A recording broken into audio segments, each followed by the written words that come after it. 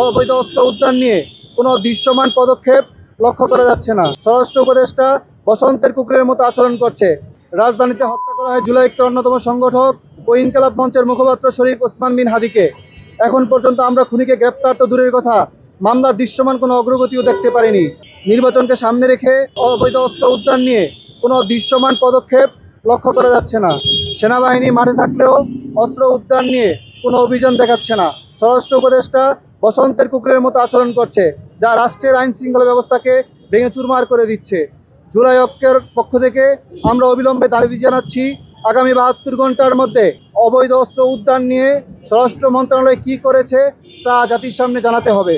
একই সঙ্গে ত্রয়োদশ জাতীয় সংসদ নির্বাচনকে সামনে রেখে সব ক্ষেত্রে অর্থাৎ রাজনৈতিক মাঠ, গণমাধ্যম থেকে শুরু করে প্রত্যেকটি সেক্টরে প্রতিটি রাজনৈতিক দল যেন সমান অধিকার পায়, তার লেভেল প্লেয়িং ফিল্ড নিশ্চিত করতে হবে নির্বাচন কমিশনকে। অন্যথায় নির্বাচনকে কেন্দ্র করে যত প্রকার বিশৃঙ্খলা তৈরি হবে তার সব দায় দায়িত্ব নির্বাচন কমিশন এবং স্বরাষ্ট্র মন্ত্রণালয়কে বহন করতে হবে।